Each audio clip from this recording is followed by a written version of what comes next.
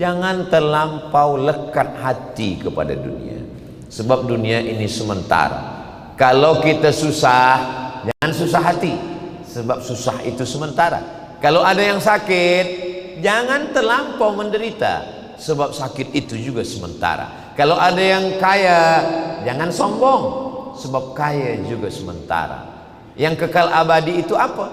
Hubungan aku dengan kamu. Assalamualaikum warahmatullahi wabarakatuh. Jamaah dimanapun berada, saya sedang bersama dengan santri-santri penghafal Quran Pondok Pesantren Tahfiz Quran Az-Zahra. Mari kita support Pondok Pesantren Tahfiz Quran Az-Zahra gratis melalui donasi Bank Syariah Indonesia (BSI). Nomornya catat baik-baik, 76 7-nya 5 kali, 77 777 656. Sekali lagi, 76 77 656. Jangan lupa hubungi kontak person berikut ini, 0822 4739 5624. Sekali lagi, 0822 4739 5624. Berkah selalu, ma'akalta fa'afnaita. Rezeki, uang, gaji, pendapatan yang kau belikan makanan akan busuk. Wa malabista fa'ablaita, yang dibelikan kepakaian akan lapuk. Wa mata saddaqta fa'amdaita, yang kau sedekahkan itulah yang akan kekal abadi menjadi amal bekal untuk hari esok. Berkah selalu. Assalamualaikum warahmatullahi wabarakatuh. Az-Zahra nahnu juz'un la yatajazza. Allahu Akbar. Assalamualaikum warahmatullahi wabarakatuh.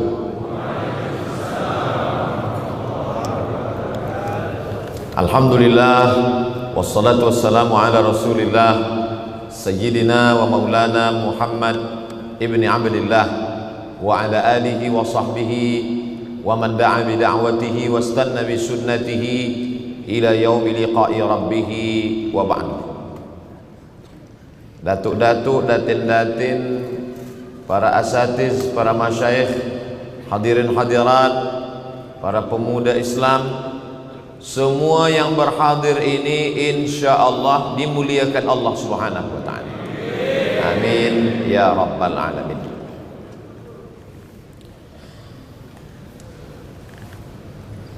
Kalau ada suatu musibah ke namanya, penyakit, malapetaka, gempa, tsunami, apa yang diinginkan Allah dari itu semua? Kalau kita bersangka-sangka, berpikir-pikir, boleh betul, boleh salah, maka kita mesti kembali kepada Al-Quran dan Sunnah Rasulullah Sallallahu Alaihi Wasallam. Bila kita buka ayat Quran dan hadis Nabi, ada 3 jawaban. Yang pertama, A'udzubillahi minasyaitonir rajim. Ahasiban nasu an yutraku an yaqulu amanna. Apakah manusia itu dibiarkan begitu saja berkata kami beriman, wa hum la yuftanun, padahal mereka belum diuji. Jadi kalau datang penyakit, berarti penyakit itu ujian. Yang kedua, la yusibul mu'min min nasabin wala wasabin wala saqamin wala syaukin yashtakuha. Susah hati, risau, demam panas, badan letih, duri yang mencucuk tapak kaki, illa kaffarallahu anhu biha sayyi'atu. Allah ingin melepaskan diri dari dosa-dosa. Pertama kata dia ujian, yang kedua penghapus dosa, yang ketiga wattaqu fitnatan la tusibanna alladzina zalamu minkum khassah. Takutlah kamu kepada azab yang bila Allah kirim dia tidak akan menimpa yang zalim-zalim, yang jahat-jahat saja, yang baik-baik pun kena juga. Dalam hadis dikatakan, la ta'murunna bil ma'ruf wa la tanhauna 'anil munkar. Ajak orang buat baik, larang orang buat mungkar. Bila kamu tidak lakukan itu, la yushikanna yab'atsallahu 'alaikum iqaban. Allah kirimkan azab, summa tad'unahu. Manakala azab itu datang, kamu pun beramai-ramai angkat tangan berdoa, ya Allah, lepaskan kami dari azab ini. Fala yustajabu lakum, tapi doa kamu tidak dikabulkan Allah. Jadi kalau begitu, gempa bumi, tsunami, gunung meletus, penyakit, COVID-19, COVID-20, 22, nauzubillah, ada 3 kemungkinan. Yang pertama, ujian. Yang kedua, Allah hapuskan dosa. Yang ketiga, azab yang dikirim Allah Subhanahu wa ta'ala. Tajuk kita malam ini, apakah COVID-19 itu murka Allah atau rahmat? 3 dalil. Misalkan, na'udzubillah ini, misalkan saya sakit. Nanti kalau saya katakan ada jamaah sakit, Ustaz Abdul Somad kalau bagi contoh, dia bagi jamaah, saya lah sakit. Kalau saya sakit, 3, apakah penyakit itu ujian dari Allah atau menghapuskan dosa-dosa saya atau azab dari Allah Subhanahu wa ta'ala? Pergi ke hospital, jumpa doktor. Kata doktor, Ustaz Abdul Somad, Ustaz ni sakit. Lepas tu saya tanya, sakit saya ni azab ke? Atau menghapus dosa saya? Atau mengangkat darjah saya? Atau ini ujian iman saya? Kata doktor, kami tak tahu Ustaz. Ustazlah jawab sendiri. Maka yang boleh kita lakukan hanya muhasabah diri. Kalau kita merasa kita banyak silap salah dosa, maka kita husnuzan dengan penyakit itu Allah melepaskan kita dari dosa-dosa. Kalau kita rasa dosa tak ada, kita dah orang baik, kita husnuzan, berarti itu ujian keimanan. Kalau kita lulus bersabar, berarti Allah angkat darjah kita. Kalau kita merasa kita tak ada silap, tak ada salah, udah sedekah, udah berpuasa sunat, sudah haji dan umrah, sudah banyak beristighfar, berarti Allah Subhanahu wa ta'ala sudah tempatkan kita di satu tempat. Tempat itu layak, baik, elok. Cuma manakala Allah Ta'ala tanya malaikat, "Ai malaikat, ya, letakkan hambaku ini di tempat yang tertinggi, namanya Jannatul Firdaus. Idza sa'altumullah fas'aluhul Firdaus." Kalau minta pada Allah, mintalah surga yang tertinggi. Kalau minta sama Allah, ya Allah masukkan aku surga yang tertinggi Jannatul Firdaus bersama Nabi Muhammad SAW. Begitu. Ini sekarang banyak orang berdoa, ya Allah, aku masuk surga tepi-tepi pun tak apalah, asal masuk surga. Kata Nabi tak begitu. Ada pula orang, aku tak ingin surga, aku pun tak takut neraka. Itu bukan cakap engkau, itu cakap wali-wali Allah yang malamnya tak tidur, siangnya berjihad. Allah bagi dia surga.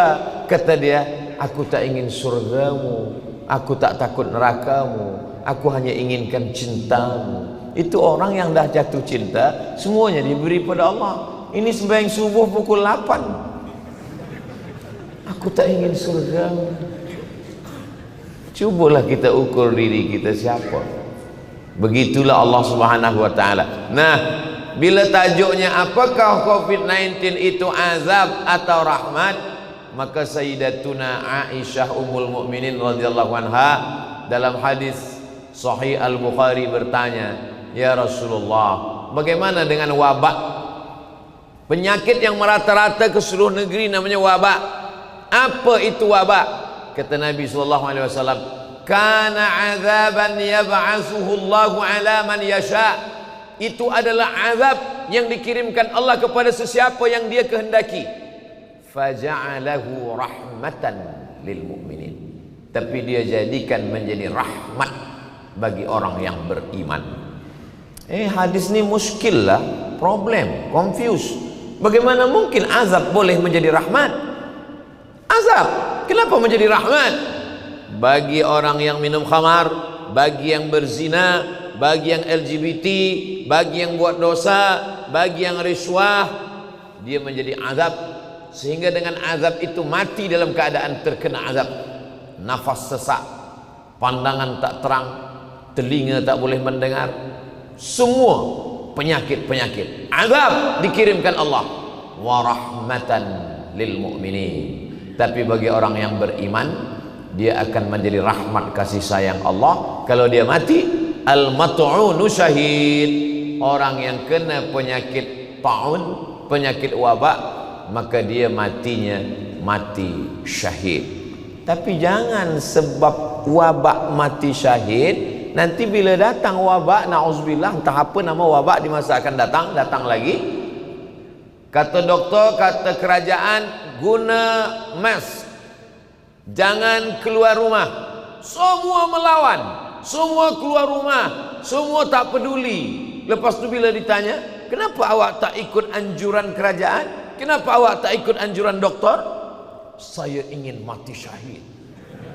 Itu bukan mati syahid, itu bunuh diri.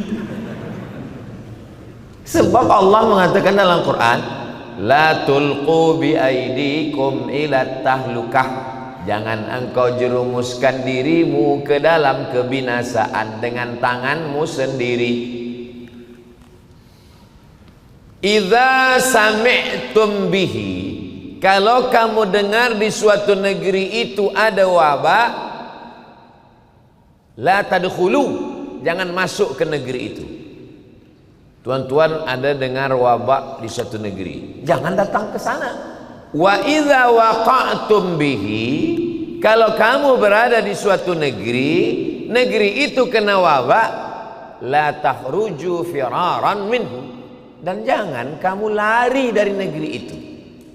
Saya last kali datang ke Bandar Seri Begawan, Brunei Darussalam bulan Februari 2020.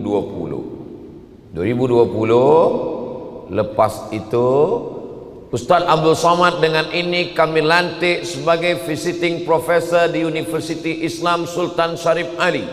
Rektor yang mulia memberikan surat lantikan Februari 2020. March lockdown COVID. Sempurnalah sudah. Profesor Dr. Abdul Somad, tinggal satu lagi, almarhum. March, April, Mei, Jun, Julai, Ogos, saya tak keluar dari rumah. Saya tak keluar dari Riau. Saya tak pergi ke Malaysia, Kuala Lumpur, Selangor, Perak, Johor. Saya tak pergi ke Brunei Darussalam. Saya hanya di dalam mengamalkan hadis Rasulullah SAW. Kalau kamu dengar, kamu jangan datang. Kalau kamu di negerimu ada wabak, kamu jangan keluar membawa wabak ini ke negeri lain. Itulah sunnah Rasulullah SAW. Jangan kita lawan. Kita ingin bagi tausiah, bagi tazkirah. Selepas itu kita tahu ada wabak, kita pun pergi. Sampai di airport, polis tanya, kita sekat, tak boleh masuk sebab ada wabak.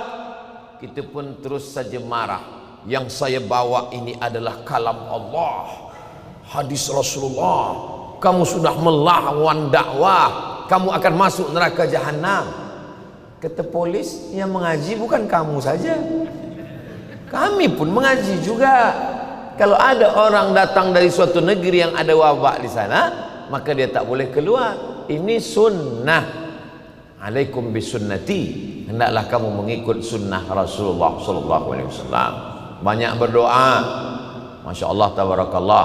Brunei Darussalam, Bandar Seri Begawan, sampai hari Jumat lepas saya sembahyang, masih mendengar imam membaca doa kunut nazilah. Subuh-subuh pun tidak hanya setakat kunut subuh. Allahumma dafa'an al-ghala wal waba wal junun wal baras wal covid-19.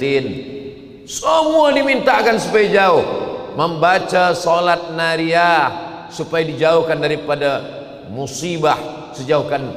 Kalau kita dah buat baik, berfikir baik, ikut sunnah, dia datang juga, itu berarti memang sudah takdir.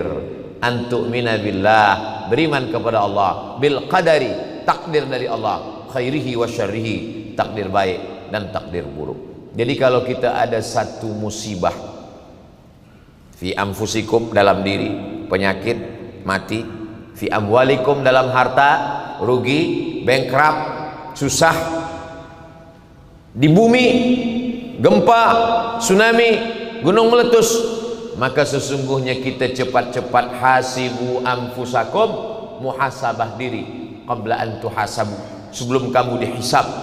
Wazinuha, timbang-timbang amal kamu qabla an tuzanu, sebelum ditimbang Allah subhanahu wa ta'ala. Sebenarnya kalau tak mati, kata Allah, tidak mati.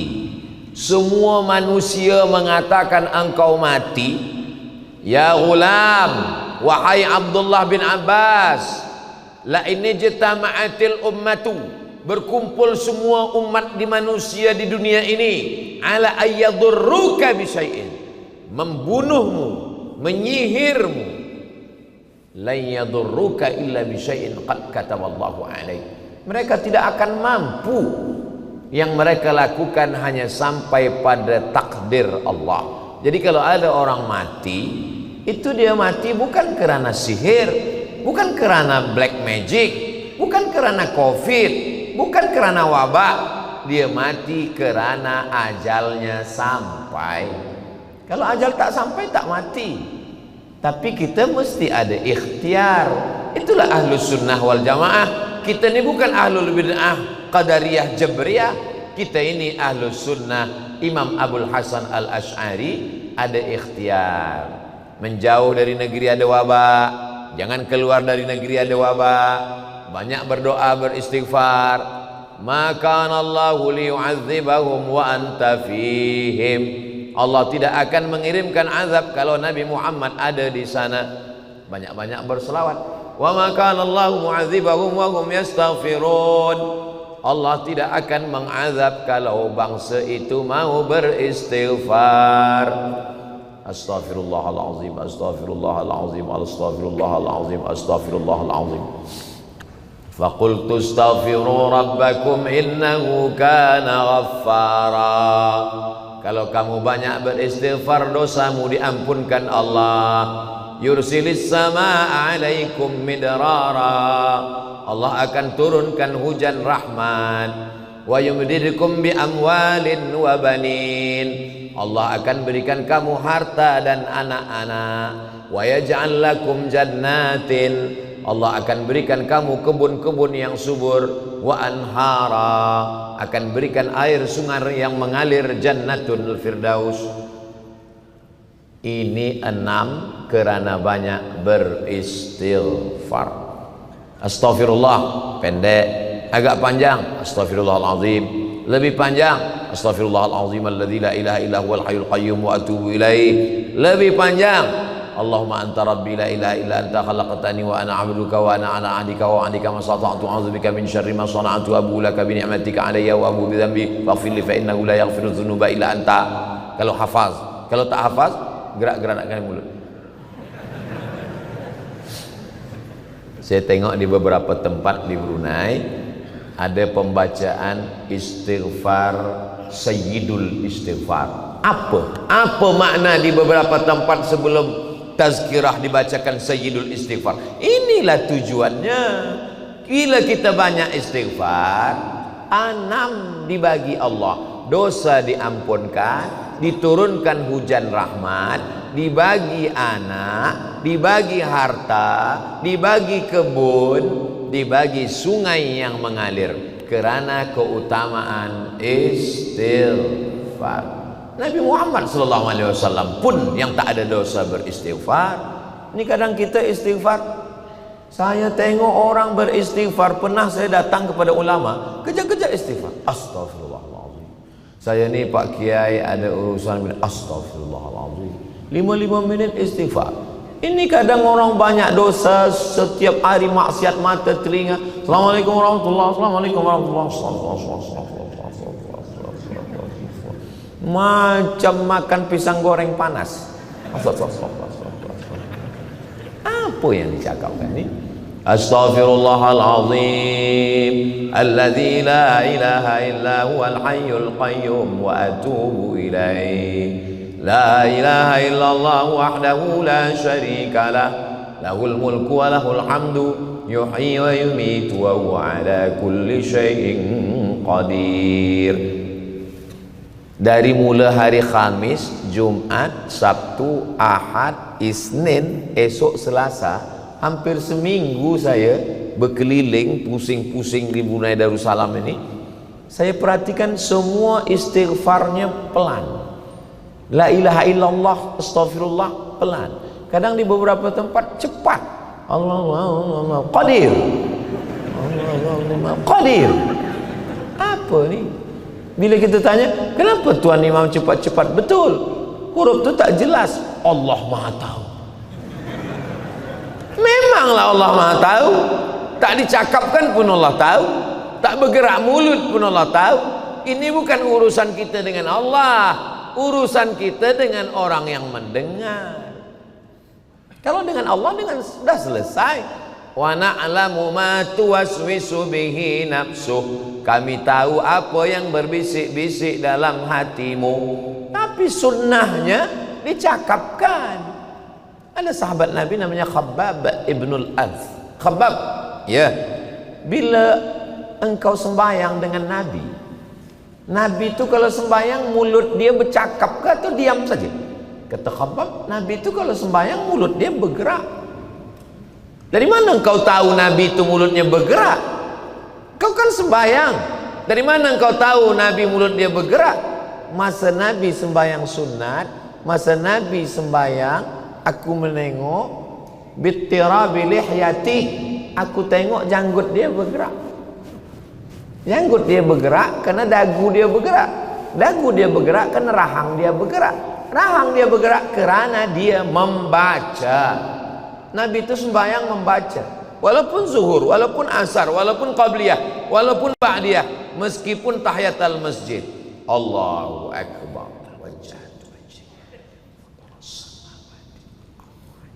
Bismillahirrahmanirrahim. Alhamdulillah. Kalau kata Syekh Ali Jum'ah, elok-eloknya itu pakai satu nafas, satu ayat. Itu membantu kekhusyuan. Membaca membantu kekhusyuan. Satu ayat dengan satu nafas lebih membantu kekhusyuan. Ini kadang orang bila dia sembahyang, kalau jadi makmum okey.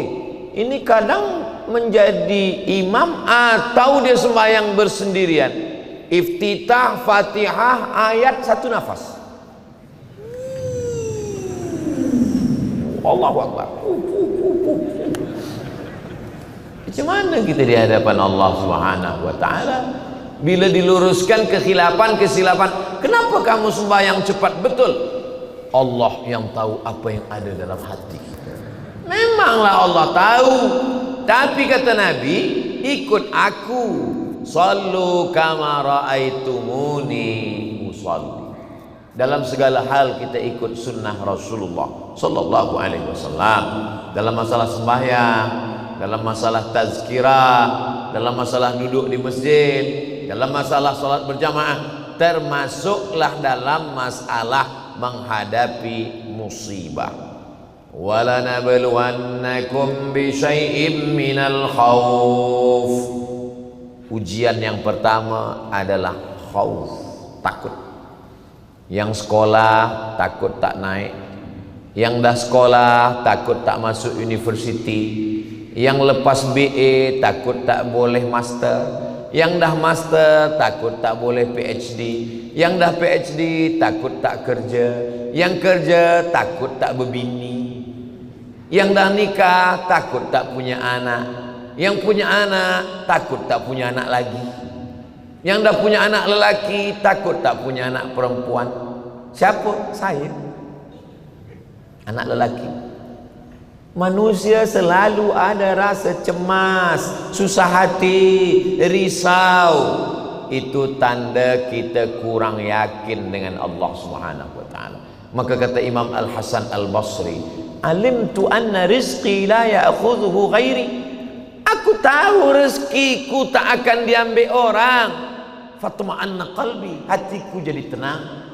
Yang menenangkan hati adalah ilmu. Karena ilmu aku tahu bahawa rezekiku tidak akan mungkin diambil orang, maka hatiku pun menjadi tenang. Tapi mesti ada usaha. Esok pemuda belia-belia ini ditanya, awak belum ada berbini? Aku tahu jodohku tak akan mungkin diambil orang. Memang dia tak diambil orang, Tapi kalau tak ada usaha dari kita, macam air minum inilah, walaupun dah dituang dalam cawan, kalau saya tak ada usaha untuk menggerakkan tangan, mendekatkannya ke mulut, takkan dia masuk sendiri ke dalam mulut. Ada ikhtiar, ada al-kasbu, ada usaha. Macam mana usahanya Ustaz Abdul Somad? Kita ada tuan imam, kita ada ulama, kita ada ustaz, mereka ada jamaah, ada community, lalu kemudian bawalah mereka untuk mencarikan jodoh yang solehah, yang baik. Saya setakat ini selama ini kita hanya satu kajian saja, satu masjid. Saya ingin hubungan ini lebih baik daripada ini. Sudikah engkau menjadi ibu bagi anak-anak kita di masa akan datang, bersama di dunia, bersama pula di surga Jannatul Firdaus? Memang inilah imam yang aku cari selama ini, katanya. Biasanya perempuan ini dia mencari seorang imam. Suatu ketika saya sedang tazkirah di satu kota. Pagi itu saya makan di hotel. Sedang makan, datang perempuan. Kata dia, Ustaz Abdul Somad. Betul. Oh, saya ni jamaah Ustaz, selalu tengok Ustaz. Kenapa kita tak ada jumpa? Ika, saya ni jamaah alam ghaib. Tengok Ustaz kat YouTube saja. Saya ni ramai Ustaz. Ini salah satu jamaah ini, satu office dengan saya. Dia ini belum nikah. Dia ni nak mencari imam, kata dia. Kata saya ni khatib. Apa maknanya? Ada usaha dalam masalah rezeki, dalam masalah makan, dalam masalah jodoh, dalam masalah penghidupan, dalam masalah mencari obat. Likulli da'in dawa. Setiap penyakit ada obatnya. Tapi kata Nabi, fatadau, berobatlah kamu. Nabi tak menyuruh orang sakit. Ya Rasulullah, aku sakit. Kalau kata Allah sihat, kau sihat. Tunggu ajalah malaikat maut ya. Tak ada. Ada kalanya Nabi menyuruh pergi ke tempat Haris bin Kaldah. Dia doktor. Dia belajar di Jandisabur, Persia. Dia tahu perubatan. Berubat kamu kepada Haris bin Kaldah. Ada kalanya Nabi mengajarkan, alaikum bisyifa'aini. Hendaklah kamu makan dua penyembuh. Yang pertama al-asal, madu. Yang kedua Al-Quran. Wa nunazzilu minal Qur'ani ma huwa syifa. Quran itu kami turunkan sebagai syifa, obat. Asal, madu, lebah pun obat juga. Ada kalanya dia bagi satu lagi biji-biji hitam. Al-habbatus sauda syifa'un min kulli da. Hadis tentang habba sauda sahih. Tentang madu ayatnya jelas, hadisnya juga jelas. Yang hadis palsu tentang terung, al-bazinjan syifa'un min kulli da. Terung obat segala macam penyakit. Itu hadis palsu, tak betul. Siapa yang membuat hadis itu? Tukang jual terung. Supaya laku dia buat. Macam mana kita boleh tahu hadis ni sahih tak sahih?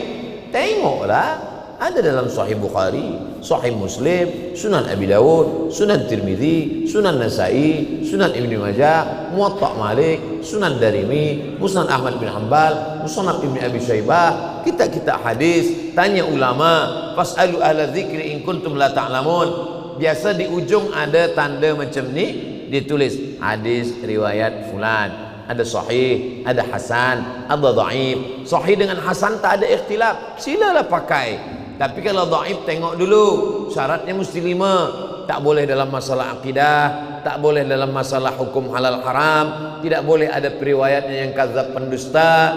Dia masih bernaung di bawah hadis sahih, dan dia pula untuk fadail amal, bagi motivasi beramal boleh. Adapun hadis palsu tak ada tawar menawar. Kalau hadis palsu, maka dia tak boleh disampaikan, tak boleh diamalkan, tak boleh diriwayatkan. Ini malam ini Ustaz Abdul Somad meriwayatkan hadis palsu tentang terung sebagai example, contoh bahwa ini hadis palsu boleh. Tapi kalau hanya menyampaikan tanpa disebutkan apa ini maknanya, maka tak boleh. Jadi ujian yang pertama adalah khauf, takut. Kenapa orang tak boleh tidur malam sampai pukul 2 malam? Takut, takut, takut.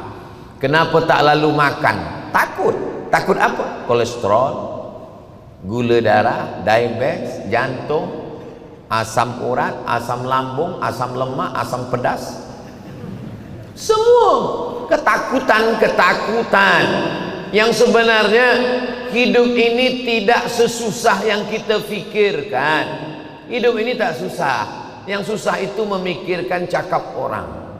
Dulu, manusia zaman dulu, yang dia pikirkan cuma 4 orang yang bercakap tentang dia. Cakap jiran depan, belakang, kanan, kiri. Sekarang 4 juga. Instagram, Twitter, WhatsApp, tambah lagi FB. Pecah kepala. Jadi kalau kita nak aman hidup, jauh dari medsos, sosial media. Tapi kami kenal Abdul Somad dari sosial media. Ambil yang baik-baik. Khudh ma safa da'ma kadar. Ambil yang jernih, buang yang keruh. Oh, sekarang barulah kami tahu rahasia kenapa Ustaz Abdul Somad boleh bagi tazkirah di mana-mana. Pikiran dia tak ada takut, tak ada cemas. Rupanya dia tak baca komen yang ada di Instagram dan yang ada di YouTube. Saya baca. Kenapa Ustaz tak ada balas komen? Saya tak ada password. Kita bagi pada orang yang tahu saja. Apa yang boleh menenangkan hati kita menghadapi dunia? Ala bizikrillahi tatmainnul qulub. Masalah dunia ini 2. Yang pertama, masalah yang ada solusinya. Yang kedua, masalah yang tak ada solusinya. Bila kita menghadapi masalah, setelah kita pikir-pikir tak ada solusinya, tak usah pikirkan lagi. Sebab bila kita pikirkan pun tak ada juga solusinya. Kalau masalah itu ada solusinya, pikirkan, dapat solusinya, stop, jangan pikirkan lagi. Sebab solusinya sudah ada. Bila diperturutkan pikiran ini, dia akan terus bercakap. Sebab pikiran tak boleh berhenti. Mulut berhenti, pikiran tak berhenti. Sampai tengah-tengah malam dia terus, sampai kita tak boleh tidur. Esok kita pun pergi ke rumah sakit. Assalamualaikum doktor.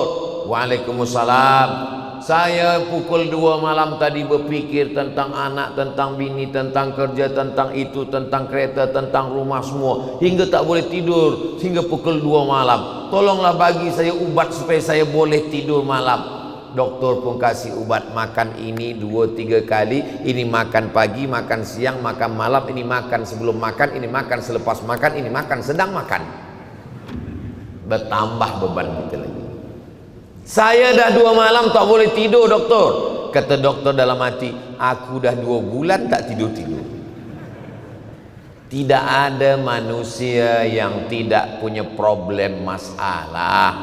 Oh Ustaz Abdul Somad, engkau boleh pergi sana pergi sini.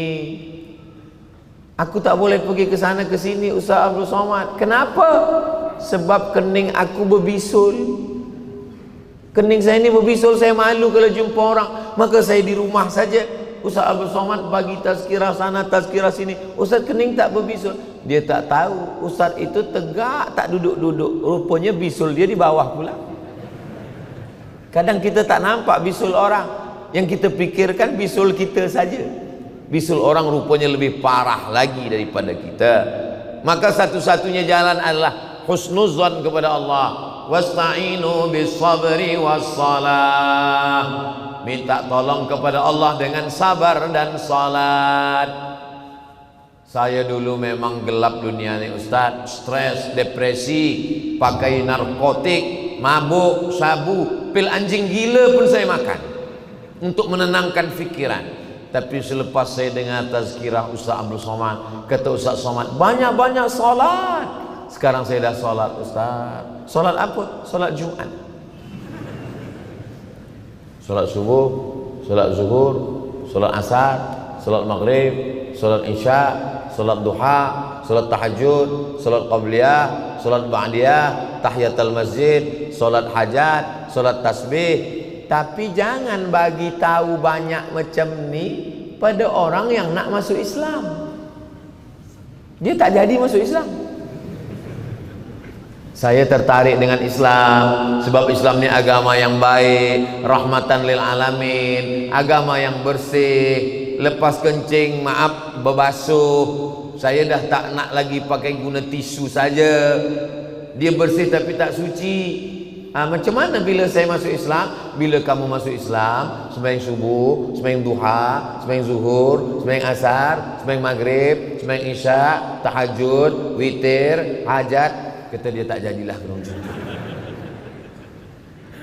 Yassiru, bagi kemudahan, wala tu'assiru, jangan susahkan orang. Basyiru, beri kabar gembira, wala tunaffiru, jangan buat orang lari dari Islam. Al-Islamu mahjubun bil muslimin, orang tak jadi masuk Islam bukan kerana ajaran Islam, tapi kerana sifat orang Islam. Bila kita tunjukkan Islam yang baik, yang lembut, yang santun, yang rahmatan lil alamin, orang tertarik. Ada orang setengah-setengah dia nak belajar Islam, tapi dia masuk ke masjid dia malu, dia segan. Maka dia dengar di parking, dia bawa kereta, dia letak parking, dia dengar apa kata khatib. Yang pertama berkhitan adalah Nabi Ibrahim guna kapak. Kita dia tak jadilah masuk Islam. Maka bagi yang sesiapa yang selalu follow ikut Instagram Ustaz Abdul Somad Official yang followernya hampir 7 juta itu, maksudnya yang belum follow, follow lah. Ada satu iklan, Anda ingin berkhitan tapi takut, ikutlah sunatron. Pagi berkhitan, petang boleh akad nikah. Sebab apa? Kita bagi kemudahan-kemudahan. Anak saya lahir hari tak sampai hari ke-8 khitan. Lepas itu datang pula kawan saya, hari ke-3 dia khitan. Tak jadi saya rekod. Sebab apa? Sebab kita bagi kemudahan-kemudahan. Kalau dia dikhitan masa kecil, dia tak rasa sakit dan amat banyak manfaatnya. Suci bersih. Anak-anak kecil dia tidak putuskan saf. Kenapa anak kecil boleh memutuskan saf? Kata Syekh Atiyah Saqar, seelok-eloknya anak kecil dibuatkan satu saf khas di belakang. Dewasa di hadapan, anak kecil di belakang. Kenapa anak kecil tak boleh berada di antara dua orang dewasa? Pertama, wudu anak kecil banyak tak betul. Saya tengok beberapa budak kecil tadika, dia ambil air, dia sapu mata. Pipi tak kena, mulut tak kena, tangannya juga, kaki. Dia hidupkan air, dia sipak-sipak aja. Tumit tak kena. Ditanya, kenapa kamu macam ni? Ayah aku macam ni, kata dia. Ini satu lagi sebab kenapa budak kecil tak boleh antara dua orang yang dewasa. Sebab maaf beribu maaf, ada najis yang belum lepas dari ujung, belum kena kerat. Dan tak mungkin pula ada kita satu security di pintu tengok, cek, ni dah depan, ni belum, ni belakang. Tak mungkin. Itulah maka kita buat dia satu saf. Jangan bagi orang ketakutan-ketakutan. Sebab Islam ini agama yang begitu. Apa kata Nabi manakala datang sahabat, ya Rasulullah, tadi aku melontar jumrah, selepas itu baru aku potong rambut. If'al wala haraj, lakukanlah, tak ada kesulitan bagi engkau. Tapi masih lagi dalam hukum hakam syariat Islam. Saya tak ingin pemuda belia-belia kita ini selepas mengaji, esok pagi sesembayang dia sesuka hati dia, sembayang pukul 8, pukul 9, ditanya mak ibu bapa dia, engkau tak ada ke masjid? Saya tengok, kenapa sembayang pukul 7, pukul 8 sembayang subuh? Kata Ustaz Abdul Somad, jangan buat susah, kita ambil mudah-mudahnya. Itu bukan saya tak ada cakap untuk itu. Ada yang tak boleh kita ubah sama sekali. Subuh, zuhur, asar, maghrib, isya tak boleh ubah. Inna salata kanat 'alal mu'minina kitaban mawquta. Salat itu waktunya sudah ditetapkan Allah Subhanahu wa taala. Jangan ubah. Kalau berubah dia jatuh menjadi qada. Sedang kita adalah ada. bagi yang guna usolli fardal maghribi thalatha raka'atin adaan, bukan qadaan, kecuali pada saat-saat genting tertentu. Jadi yang pertama, ujian dikirimkan Allah. Wala nabluwannakum bi syai'im minal khauf. Yang kedua, wal ju', lapar. Alhamdulillah kita tak lapar. Kalaupun lapar ada had batasnya. Lapar kita hingga azan maghrib, lapar kita hingga selepas isya, lapar kita hingga selepas tazkirah. Tapi ada saudara kita yang laparnya unlimited. Hari ini lapar, malam lapar, esok lapar. Maka kalau sampai ada jiran lapar dan kita tak tahu dia lapar, kata Nabi, laisa bil mu'min, kamu tidak beriman. Siapa yang tak beriman itu ya Rasulullah? Yabitu sab'anan, tidur perut kenyang, wajaruhu ila jambihi ja'i'un, jiran sebelah rumah kelaparan. Ara'aital ladzi yukadzibu biddin, tahukah kamu siapa itu pendusta agama? Pendusta agama bukan orang tak sembahyang, pendusta agama bukan orang minum khamar, pendusta agama bukan orang berjudi berzina. Siapa pendusta agama? Fadzalikal ladzi yad'ul yatim wala yahuddu ala ta'amil miskin, bagi makan. Kenapa banyak betul abang beli nasi bungkus? Saya, anak kita 2, abang cuma berempat. Kenapa beli nasi sampai 10? Belakang ada anak yatim, abang beli, cuba engkau hantar ke belakang. Yang membeli abang, yang menghantar istri. Jangan abang yang mengantar, nanti mak anak yatim itu cantik. Jadi perang dunia ketiga. Fadzalikal ladzi yad'ul yatim. Wala nabluwannakum bi syai'im minal khauf wal ju', lapar, wa naqsim minal amwal, kekurangan harta. Pembagian Allah kepada manusia macam jari. Ada tinggi, ada rendah, ada sedang, ada handsome, ada setengah handsome, ada yang tak dapat bagian handsome sama sekali. Ada yang cantik, ada setengah cantik, ada kurang cantik. Ada hitam manis, ada hitam sekali. Ini pembagian Allah. Kenapa Allah tak bagi rata sama macam ini tinggi semua? Sebab kalau kita sama, dia tak boleh bekerja sama. Hanya bekerja sama boleh dilakukan oleh orang-orang yang berbeza. Tapi apakah yang lebih mulia, yang lebih tinggi? Tidak. Apakah yang lebih hina, yang lebih rendah? Tidak. Inna akramakum indallah atqakum. Yang paling mulia di sisi Allah, yang paling takut kepada Allah Subhanahu wa taala. Pembagian rupa macam ini, pembagian nasib macam ini, pembagian kuasa macam ini, pembagian ilmu pun macam ini. Serah pada kuasa Allah. Allah fa'alul lima yurid. Susahkah bagi Allah membuat kita rata sama semua? Tak susah. Innama amruhu idza arada syai'an ayaqula lahu kun fayakun. Ini dilebihkannya dalam agama, ini dia lebihkan dalam medik, ini dia lebihkan dalam politik, ini dia lebihkan dalam harta, ini dia lebihkan dalam banyak kelebihan. Manusia diberikan Allah wa rafa'na fawqakum fawqa ba'din darajat. Ada yang kami angkat darajahnya, ada yang kami rendahkan. Ini kuasa Allah Subhanahu wa taala. Wala nabluwannakum bi syai'im minal khauf wal ju' wa naqsim minal amwal wal anfus, sakit, mati, was samarat, kering, hujan tak turun, wa basyiris sabirin, berikan kabar gembira kepada orang-orang yang sabar, menahan hawa nafsu, menahan lidah, tak bercakap kasar, sumpah serapah, caci maki, mengutuk nasib, menahan pikiran, jangan sampai suuzon kepada Allah. Kalau ada lintasan pikiran, astagfirullahaladzim, astagfirullahaladzim, Allahumma sholli ala sayyidina Muhammad. Menahan tangan, jangan sampai menarik rambut, memukul pipi, maka dia serahkan kepada Allah. Alladzina idza asabathum musibah, orang-orang yang ketika dia menerima musibah, ujian dari Allah Subhanahu wa taala, apa kata dia? Inna lillah wa inna ilaihi raji'un. Semuanya balik kepada Allah Subhanahu wa taala. Pulanglah Abu Talhah. Abu Talhah balik daripada berniaga.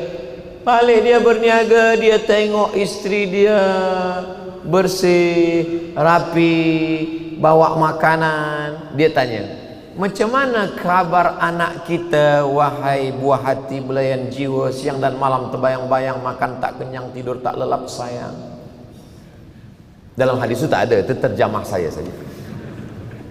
Macam mana anak kita? Kata isteri dia, askan mimma qablu. Anak kita lebih tenang dari hari sebelumnya. Oh, iyalah, anak kita lebih tenang. Dia pun makan. Selepas dia makan, semua dah kenyang, barulah isteri dia bercakap. Apa kata isteri dia? Anak kita meninggal, bang. Oh, marah dia. Engkau bagi aku makan, engkau bersolek cantik, engkau katakan anak kita lebih tenang dari sebelumnya. Rupanya anak kita mati. Kenapa kau buat macam ini? Apa kata istrinya? Andai ada seorang musafir pergi jauh, dia bagi kunci rumahnya kepada jiran, tolong kau jaga rumah aku. Selepas itu dia balik, dia minta balik kunci. Apakah dia marah? Tidak, kerana rumah itu punya dia. Begitulah anak kita, itu bukan punya kita. Allah pinjamkan sekejap, lepas itu dia bawa balik. Kalau punya istri baik macam ini, jangan dikubur kalau tak mati. Mudah-mudahan yang belum ada istri dapat macam ini, insyaAllah. Amin. Yang mengaminkan yang dah ada bini pula. Maksudnya untuk anak-anak dia lah. Apa maknanya? Inilah yang dikatakan Nabi Muhammad SAW. Hunna libasul lakum wa antum libasul lahun. Istri menjadi pakaian bagi suami, suami menjadi pakaian bagi istri. Kenapa saya boleh menyampaikan tazkirah malam ini? Ingat ayatnya, ingat hadisnya, ingat riwayatnya. Boleh saya lancar? Sebab ada orang yang menjaga anak saya. Cuba kalau dia tak jaga, mungkin saya dah bagi tazkirah, ada pun pampers. Sebab apa? Sebab pikiran bercabang kemana-mana. Maka manakala ditanya, siapa perempuan yang paling baik itu ya Rasulullah? Al-mar'atus salihatul lati tu'inu ala imanihi. Seorang perempuan yang salihah, yang mampu menolong keimanan suaminya. Banyak lelaki mengatakan, kita sebagai lelaki, kita kepala rumah tangga, kita yang menjaga istri-istri kita. Tapi kalau kita baca ayat, apa kata Nabi SAW? Khuliqatil mar'atu min dhila. Perempuan itu diciptakan dari tulang rusuk. A'wajuha a'laha. Tulang rusuk yang paling bengkok adalah tulang rusuk yang paling atas. Nih, tulang rusuk yang paling atas nih, itulah yang paling bengkok. Di dalam tulang rusuk itu ada jantung. Perempuan ini tulang rusuk. Jadi kalau begitu, jantung tidak hancur kalau jatuh sebab dijaga tulang rusuk. Tulang rusuk itulah yang menjaga lelaki. Begitu makna yang terkandung dalam makna khuliqatil mar'atu min dhila dalam Sahih Muslim. Ada seorang pemuda, setiap dia pergi restoran tempat makan, selalu pesan, bagi saya sup. Sup apa? Tulang rusuk. Lama-lama orang kedai ini heran, kenapa awak tiap makan sup tulang rusuk? Aku sedang mencari tulang rusuk yang hilang. Boleh untuk status esok pagi. Allah Subhanahu wa ta'ala kirimkan tulang rusuk untuk menjaga jantung, supaya kalau dia jatuh, yang patah tulang itu, supaya jantung ini tidak pecah, tak koyak. Kenapa? Karena Allah Subhanahu wa ta'ala. Bagaimana dia yang baik itu ya Rasulullah? Idza ra'aitaha sarratska. Kalau kau pandang dia, hatimu senang. Alhamdulillah Ustaz Abu Somad, saya bila memandang dia senang hati saya. Siapa dia? Bini kawan saya. Ghaddul basar, jaga pandang. Man istata'a minkumul ba'ata falyatazawwaj. Siapa di antara kamu pemuda belia yang sudah mampu menikah, menikahlah. Fa innahu aghaddu lil basar, karena menikah itu menundukkan pandangan. Wa ahsanu lil farj, menjaga kemaluan. Faman lam yastati', siapa yang tak mampu, fa alaihi bisawm, banyak-banyak puasa sunat. Fa innahu lahu wija. Saya selalu menyuruh belia, pelajar-pelajar, penuntut-penuntut, saya ni nak nikah Ustaz Somad, tapi belum lepas lagi, ayah ibu belum bagi izin. Banyak-banyak puasa sunat. Kenapa kalau banyak puasa sunat? Sebab kalau sedang lapar, orang cantik pun tak nampak. Orang pakai helmet merah pun dia sangka semangka. Itu makna supaya orang menjaga pandangan. Dia ingat dia sedang puasa, perut dia lapar, menantikan azan maghrib.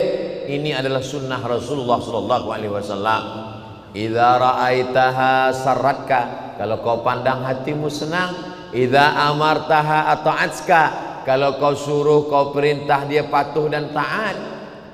Idza ghibta anha, kalau kau pergi, hafizat, dia jaga anakmu, dia jaga hartamu, kerana dia adalah orang yang menolong. Al-mu'minun, laki-laki, wal mu'minat, perempuan, ba'duhum awliya'u ba'd, mereka saling tolong menolong. Ta'muruna bil ma'ruf, mengajak orang buat baik. Wa tanhauna 'anil munkar, melarang buat mungkar. Abang balik pukul berapa? Duit kemana saja? Kereta mana? Kenapa pergi lama balik? Kenapa begini? Kalau ada orang yang masih mengingatkan, bersyukurlah, kerana sampai masanya ada orang yang sudah letih, dia diam saja.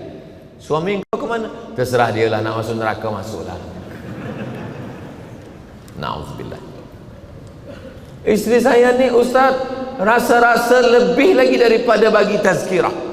Ustaz Abdul Somad bagi tazkirah mungkin pagi saja, malam saja. Dia pagi, petang, siang, malam, WhatsApp. Saya ni rasa azab Ustaz. Orang yang rasa azab kerana nasihat isteri ini, insya Allah nanti kalau dia mati, dia tidak diazab malaikat lagi. Kata malaikat, macam mana ini? Ini kita azab. Kata malaikat, yang ini tak usah kita azab. Dia sebab dia dah azab betul di rumah.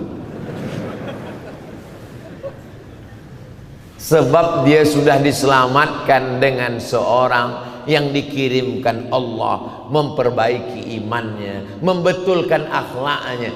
Bila ada kawan di college dekat rumah sama satu sekolah, dia masih peduli pada kita, kau jangan minum khamar, kau jangan dekat LGBT, kau jangan buat hubungan haram, kau jangan jalan dengan tak mahram. Kalau masih ada kawan macam itu, peganglah dia sampai mati. Kenapa? Karena dia adalah orang yang dikirimkan Allah Subhanahu wa ta'ala untuk menjadi teman di dunia, supaya dia bersama ke surga Allah Subhanahu wa ta'ala. Nanti selepas 10-20 tahun akan datang, masa anak kita bertanya, ayah, ya, itu kawan ayah. Oh, itu kawan ayah dari masa college dulu, sama satu sekolah dulu. Di mana kalian bersua? Kami sama di Masjid Al-Amirah Hajjah Maryam di Brunei Darussalam. Di situlah kami jumpa sahabat ayah dulu tu. Kita bercerita ke anak kita, senang. Berapa banyak seorang tua tak dapat menceritakan itu kepada anak. Manakala anak bertanya, ayah, itu kawan ayah. Betul. Ayah kenal di mana? Usah tanya-tanya, tak elok. Lama-lama anak ni pun bertanya pada mak dia, itu kawan ayah? Mak, iya. Kawan ayah macam mana? Mereka dulu sama mabuk tiap malam. Siapa yang tak punya masa lalu? Siapa yang hidup ini tak ada dosa? Man kasura kalamuhu kasura saktuhu. Siapa yang banyak cakapnya, dialah yang paling banyak dosanya. Jadi kalau ada orang mengatakan Ustaz Abdul Somad tu ustaz, dia tak ada dosa, saya lah yang paling banyak dosa malam ni. Saya yang paling banyak cakap, saya yang paling banyak menyinggung perasaan orang, saya yang paling banyak menyakiti hati orang, saya yang paling banyak membuat orang susah. Saya cerita tentang khamar, yang minum khamar sakit hati. Saya cerita tentang membebel, perempuan yang banyak cakap sakit hati. Maka selalunya di ujung-ujung tazkirah saya katakan, bila ada yang sakit hati dengan cakap saya mohon maaf. Lebih baik saya cari di sini, minta maaf di sini, daripada nanti mencari di padang mahsyar. Belum tentu kita berjumpa. Berapa banyak jamaah nanti di padang mahsyar yang mencari-cari. Ada Abdul Somad? Tak ada. Mana Ustaz? Tak ada. Dia tanya malaikat, Ustaz Somad mana? Kata malaikat, dia dah lama menunggu kamu di VIP room. Amin. Itu cara saya saja supaya dapat doa orang-orang baik dari Brunei Darussalam. Allahumma antas salam wa minkas salam wa ilaika ya'udus salam fahyina rabbana bis salam wa adkhilnal jannata daras salam. Ada yang suka dia jahar, ada yang dalam hati saja. Ada pula yang dia nyanyikan, Allahumma antas salam wa minkas salam tabarakta rabbana ya dzal jalali wal ikram. Kita tengok video, Masya Allah, bila kita jumpa, cuba kau baca, itu bukan suara aku, kata dia. Jamaah yang dimuliakan Allah Subhanahu wa taala, berapa lama kita bersama-sama di dunia ini? Ada masa yang ditetapkan Allah. Idza jaa ajaluhum, kalau ajal sudah sampai, la yastakhiruna sa'atan, tak dapat ditunda walau sesaat, wala yastaqdimun. Sama-sama satu college, duduk dekat satu bangku, sama-sama register, sama-sama satu kelas. Tiba-tiba tengah malam saya dapat berita, dia sudah meninggal wahai Abdul Somad. Saya kejar dari kota tempat saya tinggal, Pekanbaru, Riau, Sumatera, Indonesia. Saya berangkat lepas maghrib, 12 malam baru sampai. Begitu sampai di kampung, mana jenazahnya? Jenazahnya sudah masuk liang lahat. Saya hanya boleh di atas, solat jenazah dari atas kubu. Allahu Akbar. Selepas itu baca Yasin, baca doa, meleleh air mata darah kawan yang dulu tak dapat naik balik. Maka selepas itu, bila ada orang mengundang saya datang, asal nampak saya ada orang buat, Ustaz Abdul Somad bila datang, saya datang. Ada jemputan, saya datang. Sebab apa? Penyesalan yang mendalam sebab tidak menyambung tali silaturahim semasa ada kehidupan. Jadi kalau kita ada kawan, datanglah. Sebab apa? Nanti kalau sudah menyesal, biasanya penyesalan itu datang manakala ketika sudah pergi, ketika sudah tiada, barulah terasa kehilangan. Maka kita diajarkan Nabi SAW, man ahabba yusatalahu fi rizqihi, siapa yang mau lapang rezekinya, wa yunsa'alahu fi atharihi, mau panjang umurnya, falyasil rahimahu, maka hendaklah dia menyambung silaturahim. Cubalah pejam mata kejap, bayangkan berapa kawan sahabat kita yang dah dulu. Mereka lebih muda, mereka lebih sehat, mereka lebih kaya, mereka lebih handsome, tapi mereka dah dulu. Kita kenapa masih hidup? Apakah karena malaikat maut lupa nama kita? Kita hidup ada yang diinginkan Allah. Apa yang diinginkan Allah dari kita? Alladzi khalaqal mauta, Allah menciptakan mati, wal hayata, Allah menciptakan hidup, liyabluwakum ayyukum ahsanu amala. Allah masih ingin kita beramal saleh. Kalau aku masih hidup esok pagi, ada tazkirah subuh, ada tazkirah duha, ada tazkirah siang, ada tazkirah petang, esok malam balik. Kalau mati malam ini, bersih, esok tak ada dosa lagi.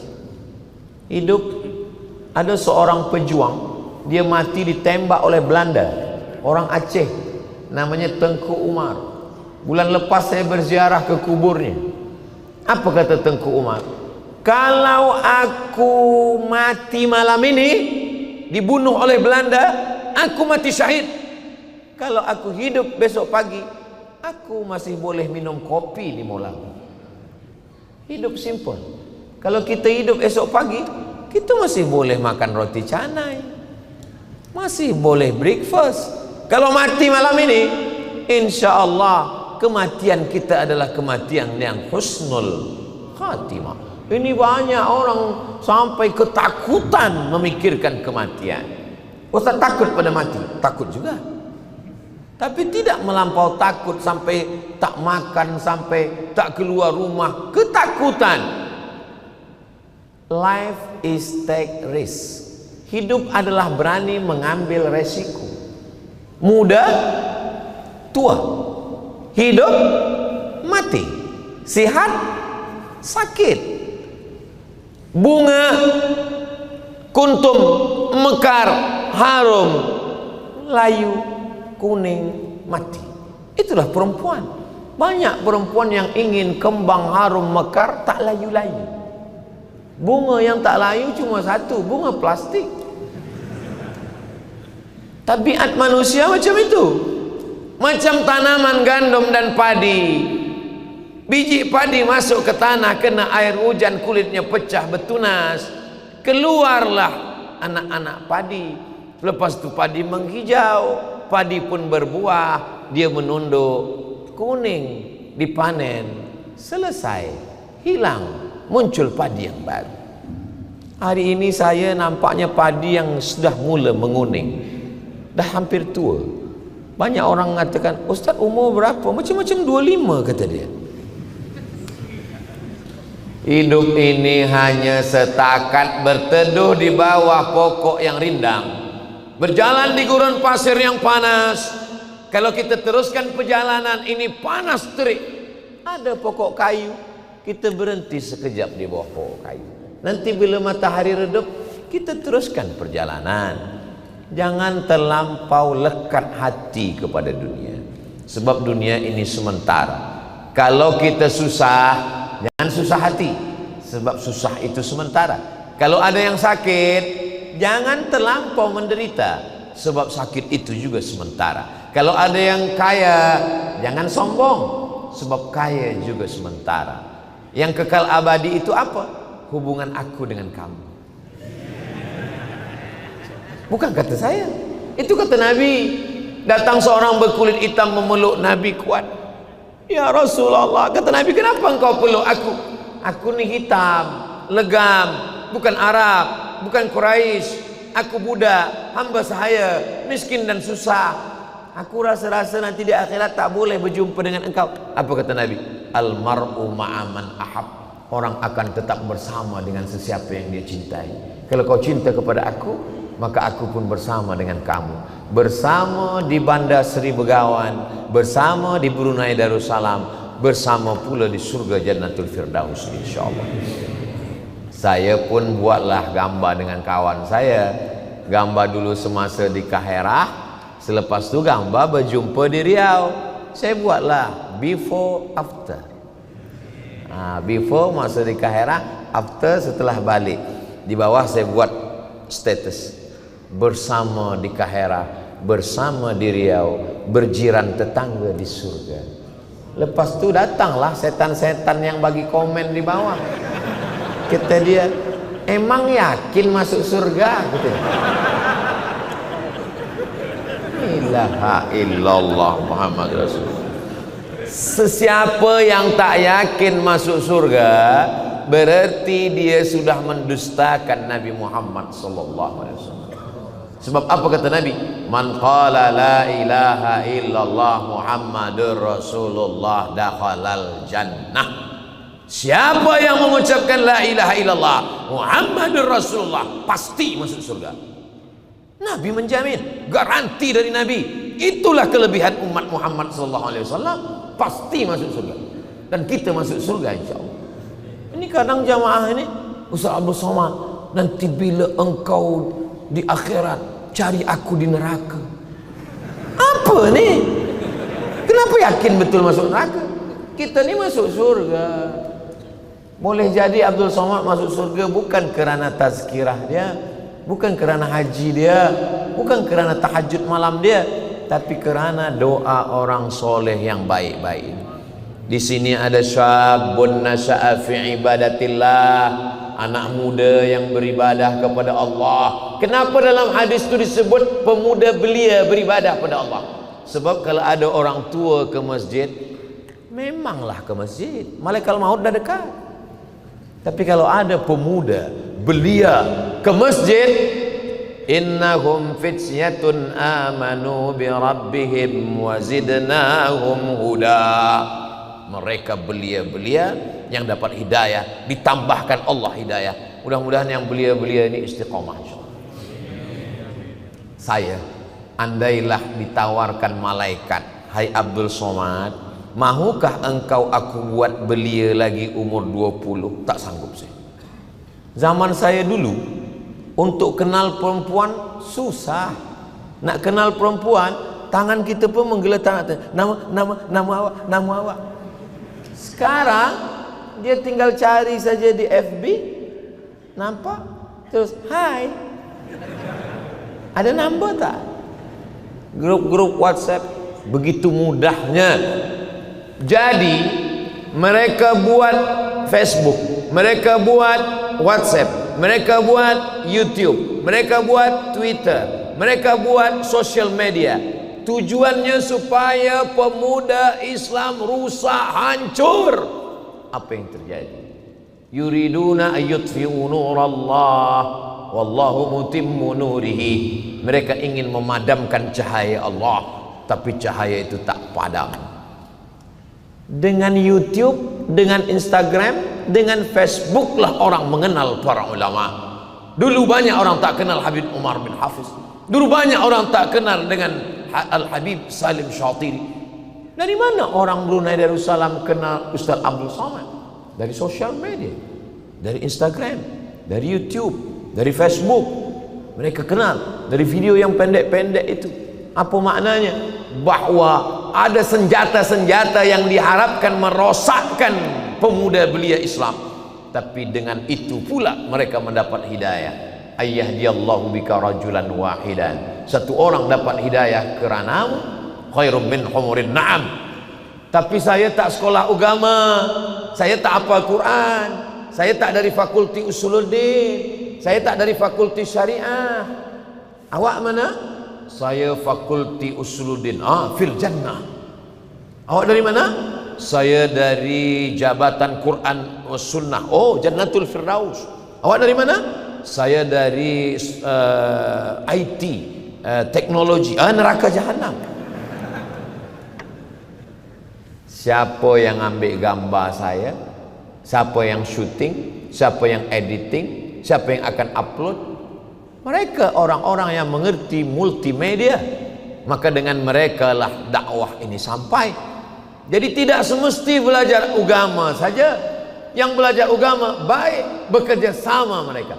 Saya pernah sampaikan tazkirah, saya tengok ramai pemuda belia bawa kamera.